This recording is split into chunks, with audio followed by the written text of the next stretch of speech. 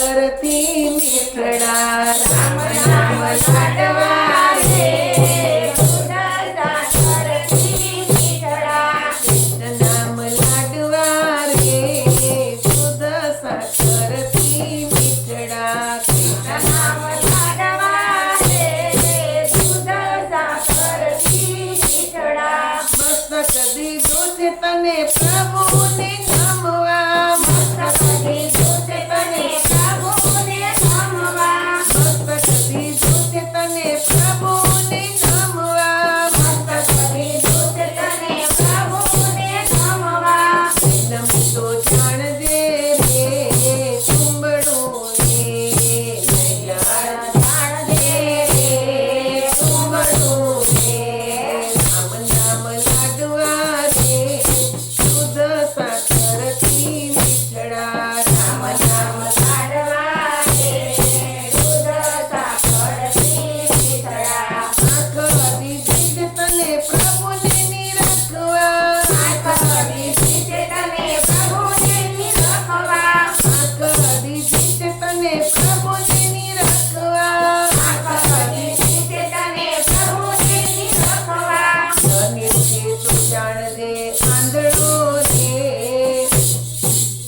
નિરખે તો જાણજે આંધળો રે પ્રભુના દર્શન કરી લે નિરખે તો જાણજે આંધળો રે પ્રભુના દર્શન કરી લે રામ નામ લાડવા રે દૂધ સાકરથી મીઠડા રામ નામ લાડવા રે દૂધ સાકરથી મીઠડા કાન દીધા તને કથા સાંભળવા કાન દીધા તને કથા સાંભળવા સાંભળે તો જાણજે કોડિયા રે પ્રભુના ગુણ સંભાળી લે સાંભળે તો જાણજે કોડિયા રે પ્રભુના ગુણ સાંભળી લે રામ નામ લાડવા રે દૂધ સાકરથી મીઠડા રામ નામ લાડવા રે દૂધ સાકરથી મીઠડા જીભ આપી છે તને હરિ ગુણ ગાવા જીભ આપી છે તને હરિ ગુણ ગાવા જીભ આપી છે તને હરિ ગુણ ગાવા જીભ આપી છે તને હરિ ગુણ ગાવા લગાઈ તો જાણજે ચાટવો રે પ્રભુના ગુણ રે ગાઈને લગાઈ તો જાણજે ચાટવો રે પ્રભુના ગુણ રે ગાઈને રામ નામ લાડવા રે દૂધ સાકરથી મીઠડા રામ નામ લાડવા રે દૂધ સાકરથી મીઠડા હાથ આપ્યા છે તને પુણ્યદાન કરવા હાથ આપ્યા છે તને પુણ્યદાન કરવા હાથ આપ્યા છે તને પુણ્યદાન કરવા હાથ આપ્યા છે તને પુણ્યદાન કરવા કરે તો જાણજે હાથલા રે દાન પુણ્ય પૂરે કરી લે કરે તો જાણજે હાથલા રે દાન પુણ્ય તો કરી લે રામ નામ લાડવા રે દૂધ સાકરથી મીઠડા રામ નામ લાડવા રે દૂધ સાકરથી મીઠડા પગ આપ્યા છે તને તીરથ કરવા પગ આપ્યા છે તને તીરથ કરવા પગ આપ્યા છે તને તીરથ કરવા પગ આપ્યા છે તને તીરથ કરવા કરે તો જાણજે થાંભલા રે તીર્થયાત્રા તું કરી લે કરે તો જાણજે થાંભલા રે તીર્થયાત્રા કરી લે રામ નામ લાડવા રે દૂધ સાકરથી મીઠડા રામ નામ લાડવા રે દૂધ સાકરથી મીઠડા કૃષ્ણ નામ લાડવા રે દૂધ સાકરથી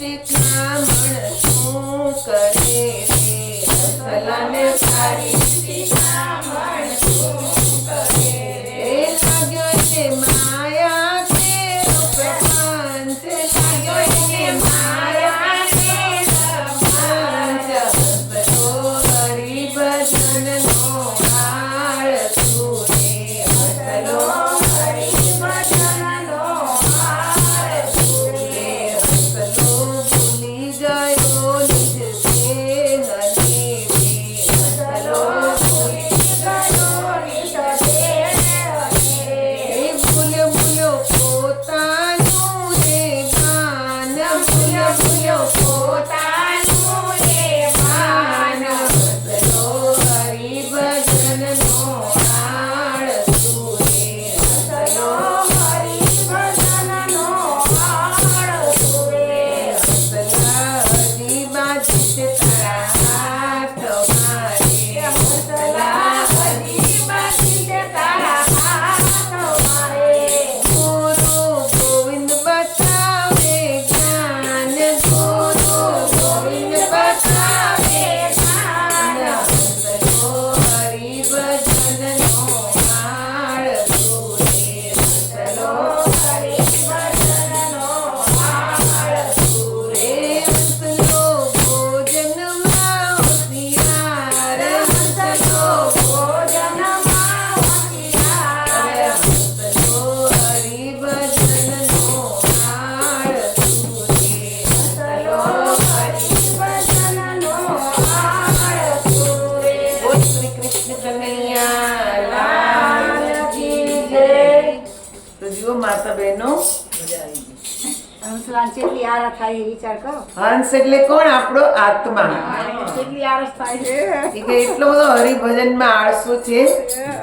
આળસુનું નામ આવ્યું એટલે એક વાત તમને કહું. એક માજી હતા ને, બહુ ધર્મ કાર્ય દાન પુણ્યમાં બહુ જ માનતા ને ગુરુની બહુ સેવા કરતા. રાત દિવસ ગુરુની સેવામાં લાગેલા રહી. એનું મૃત્યુ આવ્યું ત્યારે યમરાજ લેવા આવ્યા. તો માજીએ પૂછ્યું, મને ક્યાં લઈ જાશો? સ્વર્ગમાં નરકમાં ક્યાં લઈ જાશો? તો યમરાજ કહેવા લાગ્યા કે સ્વર્ગમાંય નહીં નરકમાંય નહીં. તો કે ક્યાં લઈ જાશો? તો કે સીધા ભગવાનના ધામમાં. કેમ કે તમે ભક્તિ બહુ કરી, દાન પુણ્ય બહુ કર્યા ને આ ગુરુની સેવા તમે બહુ જ કરી, એટલે તમારા માટે સીધું ભગવાનનું ધામ જ છે, વૈકુંઠ ધામ. તો માજી કેવા લાગ્યા, પણ યમરાજ, મેં તો સ્વર્ગ નરકની બહુ બધી વાતો સાંભળી છે, કેવું હોય ઈ મારે જોવું છે. તો કે તમારે જોવું હોય તો આપણે ઈ રસ્તેથી જાય, કેમ કે તમારા પુણ્ય બહુ છે, એટલે તમે કયો એમ અમે કરીએ. તો માજી કે એવું કરો, પુણ્ય મારા છે તો પહેલા મને નરક બતાવો, પછી મને સ્વર્ગ બતાવો. તો પહેલા નરકમાં ગયા તો એટલી બધી ચીસો સંભળાય બધાની, દુબળા પાતળા ને એવા કે છે જોવાય ગમે નહીં એવા માણસો, શરીરમાંથી ગંધ આવે, ફાટેલા તૂટેલા કપડા ગંદકીમાં પડ્યા છે. માજી કેવા લાગ્યા, હું આવું નરક? તો માજીએ પૂછ્યું, તમે બધા રડો જ શું કામ? તો કે કેટલા દિવસથી અમે અહીંયા સળવળીએ જ, ભૂખ લાગી છે પણ ભોજન અમે ખાઈ શકતા નથી. તો માજી જોયું કે એક મોટું તપેલું, એટલું મોટું તપેલું, 300 ફૂટ ઊંચું તપેલું ને એટલા મોટા તપેલામાં ખીર ને એની ખુશ્બુ આવે. માજી કહેવા લાગે, ખુશ્બુ તો બહુ આવે છે અહીંયા.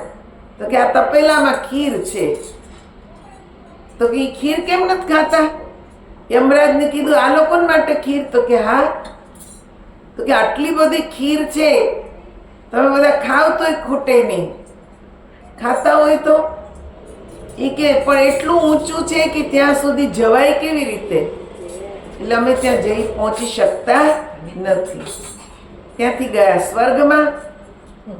તો સ્વર્ગમાં એવડું જ તપેલું હતું ને બધા એટલા હસે, ખિલખિલાટ કરે, બધા મોજ મસ્તીમાં, આનંદમાં. તો માળીએ કીધું, તમે કેમ બધા આનંદમાં છો આટલા બધા? તો કે અહીંયા તો કેવી મજા છે, આ કેવી સુગંધિત ખીર છે, એ રોજ ખાવા મળે એટલે અમને તો આનંદ આનંદ. તો માડી કીધું, આટલા મોટા તપેલામાં ખીર તો તમે કેમ કરીને ખાવ છો? એ કે ભગવાને કેટલી વ્યવસ્થા કરી છે. અહીંયા જો ને કેટલા બધા ઝાડ છે. આ ઝાડની ડાળીઓ કાપી ને અમે કે છે લાંબી એક વાંસ જેવું બનાવ્યું, ને પછી નાની નાની ડાળીના ટુકડા કરીને એમાં પગથિયા બનાવ્યા. અમે એક સીડી બનાવી લીધી. એ સીડી મૂકી દીધી એટલે એમાંથી ચડી ચડીને બધા ઉપર જાય ને બધા જ કે જે આ ચમચો આટલો મોટો છે ભરી ભરીને બધા ખીર ખાય. આનંદ જ આનંદ છે. માડી કેવા લાગ્યા કે નરકમાં એટલે જ પડ્યા છે આળસુના પીર. ન્યાય ખીર છે. યમરાજ કે ભગવાને તો બધાને સરખું જ આપ્યું છે. ભગવાનના મનમાં ક્યાંય ભેદ છે નહીં. બધાને એક સરખું જ ભોગ ભોગવવા આપ્યા છે. પણ જે મહેનતું છે એ લાભ લઈ લે છે, ને જે આળસુના પીર છે એને ગમે એટલું હોય તો એ લઈ શકતા નથી. એને ઈ આનંદ મળતો નથી. એટલે નરકની પીડા કોણ ભોગવે? આળસુ. જેને મહેનત કરવી છે એને તો ગમે ત્યારે એ સ્વર્ગ બનાવી શકે છે, પણ મહેનત નથી કરવી એને આળસમાં જ કે છે જે દિવસો વિતાવે એ બધી ગંદકીમાં જ પડ્યા હોય.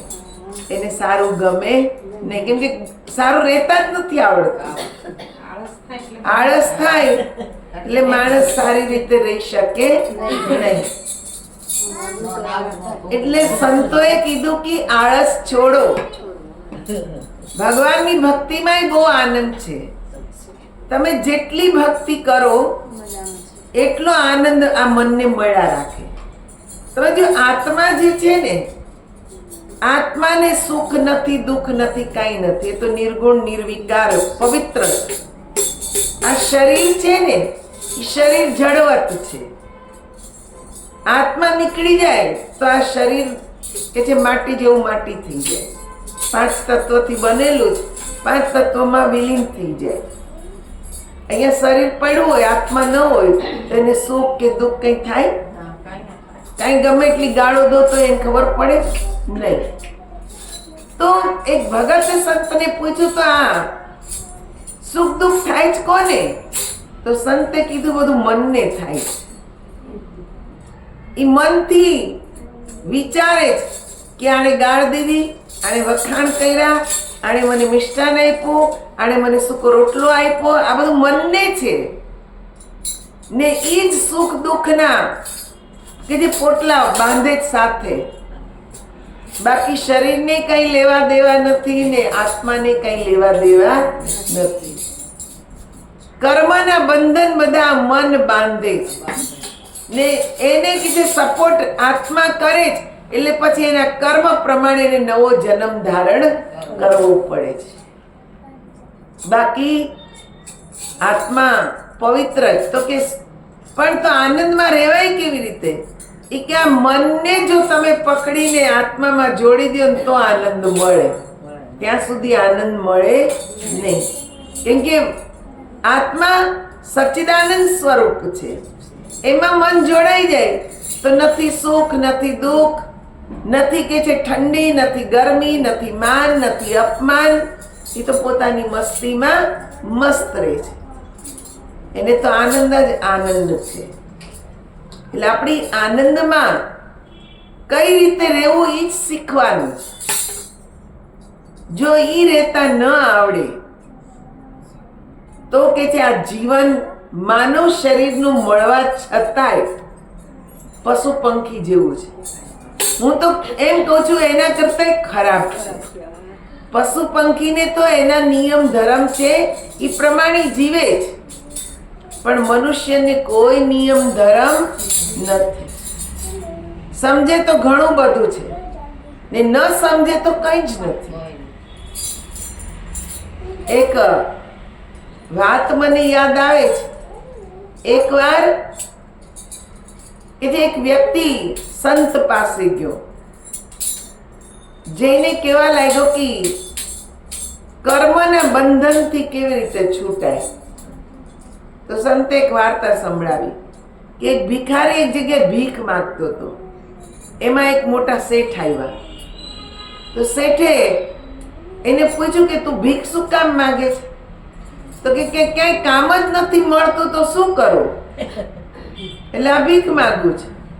તો કે તને હું કામ આપું તો કે તો ભીખ માંગવાનું છોડી દો તો હું કામ કરું. તો શેઠે કીધું કે સારું, આપણે બે મળીને બિઝનેસ કરીએ ને એમાં કે જે ભાગીદારી તારી ને મારી, કેમ કે તું બધી મહેનત કરે એટલે 20% મારા ને 80% તારા. તો કે સારું. પછી શેઠે કીધું ના ના એવું નહીં, તું વધારે મહેનત કરે છે એટલે 90% તારા 10% મારા. એ તો રાજી રાજી થઈ ગયો કે 90% ભાગ મને મળે ને પાછો રૂપિયા પૈસાનો આ સપોર્ટ કરે. એટલે એણે તો ચોખાનો વેપાર કર્યો ચાલુ. એટલી મહેનત કરે, રાત દિવસ ખેડૂતો પાસે જઈને ચોખા ખરીદે, પછી લાવે, એને સાફ કરાવડાવે, બોરીઓ ભરાવે, બજારમાં મોકલે ને ખૂબ વેપાર ચાલવા માંડ્યો. જ્યારે ચોખાની સિઝન પૂરી થઈ પછી એણે હિસાબ બધો લગાડ્યો તો એની મનમાં જાગી લાલચ કે મહેનત તો મેં બધી કરી, આટલી બધી ખેડૂતોની પાસે જઈને બધી ડાંગર ખરીદી, એના ફોતરા કઢાવ્યા, સાફ કરાવ્યા, ગુણો ભરાવી, બજારમાં મોકલા, ત્યાં સારા ભાવ લીધા. બધી મહેનત તો મેં કરીને 10% મારે શેઠને આપવાના. મને ફરી ગયું. શેઠ આવ્યા એ કે ભાઈ 10મો ભાગ મારો, 10% મારા છે. એ કે પણ હજી હિસાબ કરવાનો બાકી છે. તો શેઠે કીધું તું ખોટું બોલમાં, કેટલા ચોખા તું ખરીદીને લાવ્યો છે, કેટલામાં ખરીદ્યા, કેટલામાં વેચ્યા, સાફ કરવાના કેટલા આપ્યા, આ બધો જ હિસાબ મને ખબર છે ને તું મને મારી સામે ખોટું બોલે. એટલે એણે હાથ જોડી દીધા કે માફ કરો મને, મારા મનમાં થોડીક લાલચ આવી ગઈ. શેઠે કીધું એટલે જ તું ભિખારી રહ્યો, તને કોઈ કામ એટલે જ આપ્યું નહીં કે તારામાં બેઈમાની છે. આ કથા બીજા કોઈની નહીં, આપણી ભગવાનની જ વાત છે. પરમ પિતા પરમાત્માએ આપણને આ સંસારમાં મોકલ્યા, સરસ મજાનો એટલે પરિવાર આપ્યો, માતા પિતા ભાઈ બહેન પરણીને સાસરે ગયા તો ત્યાં પતિ સાસુ સસરા બાળકો બધું એણે આપ્યું. આપણને કર્મ કરવાની શક્તિ આપી, બધું બુદ્ધિ આપી, બધું એણે આપ્યું છે. ખાલી આપણે મહેનત જ કરવાની છે. ને એમાં એણે એમ કીધું કે 10% મારા, 90% તારા. પણ આપણે દઈ શકતા નથી. બેઈમાની આવી ગઈ ને આપણામાં. એ તો ભગવાનને તો બધી ખબર જ છે કે કેટલું આવે છે ને કેટલું જાય છે, એ બધું જ જાણે છે. પણ છતાંય આપણે બેઈમાન થઈને એને 10મો ભાગ આપતા નથી. એ 10મો ભાગ ઈ છે આપણા જીવનનું દાન પુણ્ય, આગળનો જન્મ સુધારવા માટેનું સત્કર્મ. ઈ જો આપણે કરીએ તો આપણો આગળનો જન્મ સુધરે. હું તો એમ માનું છું કે આ જન્મ સુધરે. તમે જેટલું આપતા જાઓ ને એટલું કે છે 1000 ગણું થઈને તમારી પાસે આવતું જ જાય, ક્યારેય કોઈ કમી રહે નહીં. અને એટલે સંતો આપણને વારંવાર ચેતવે કે જાગો રે જીન જાગના, अब जागन की बार, फिर क्या जागे नानका जब सोए पांव पसार. એમણે કીધું જાગો, આ જાગવાનો સમય છે. કયો? આપણે અજ્ઞાનતાની ઊંઘમાં સૂતેલા છીએ. સારું શું ખરાબ શું આ બધું જાણતા હોવા છતાંય આપણે સારું કર્મ કરતા નથી. આ આપણી અજ્ઞાનતા છે.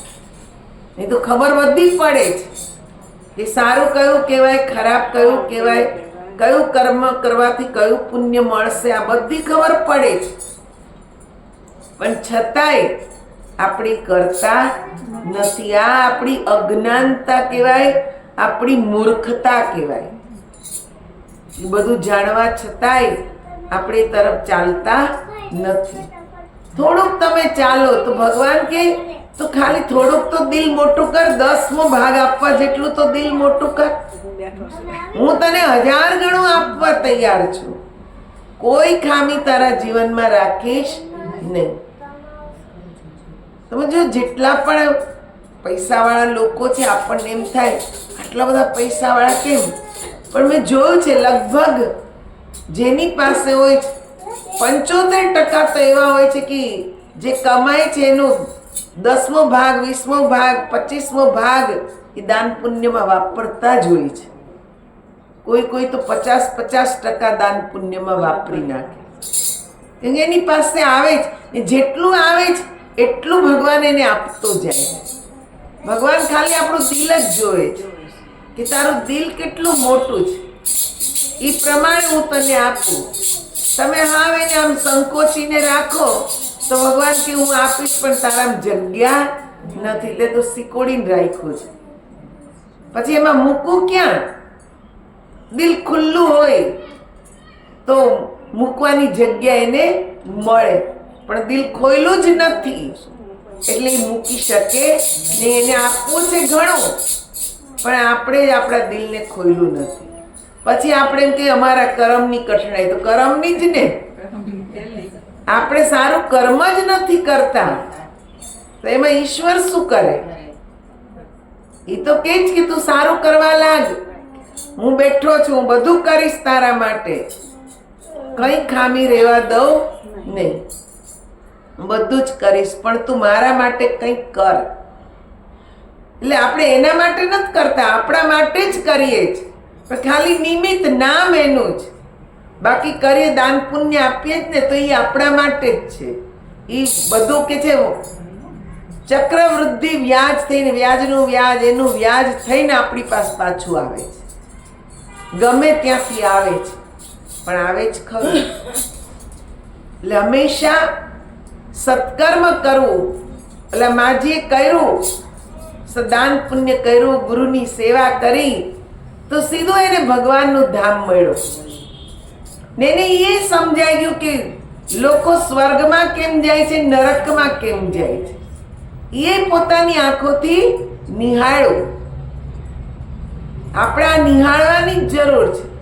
આપણે જે કંઈ કષ્ટ ભોગવીએ એ આપણી કંઈક આળસ, કંઈક આપણી અજ્ઞાનતા, કંઈક આપણી મૂર્ખતા, જેના લીધે આપણે કષ્ટ ભોગવીએ છીએ. સુખી થવું છે, આનંદમાં જીવવું છે તો આપણા મનને મોટું કરવું પડશે, દિલને મોટું કરવું પડશે, કે જે દિલમાં પરમાત્મા આપે એ બધું સમાય. એવી વિશાળતા આપણા જીવનમાં હોવી જોઈએ. આ શબ્દોની સાથે જ અહીંયા વિચારોને વિશ્રામ આપીશ ને સોમવારે એકાદશી છે તો સોમવારે આપણે પાછા મળીને અહીંયા સત્સંગ કરીશું 4 વાગ્યાથી 5:30 વાગ્યા સુધી. બોલ શ્રી કૃષ્ણ કનૈયા લાલ કી જય, ઉમાપતિ મહાદેવ કી જય, સિયાવર રામચંદ્ર ભગવાન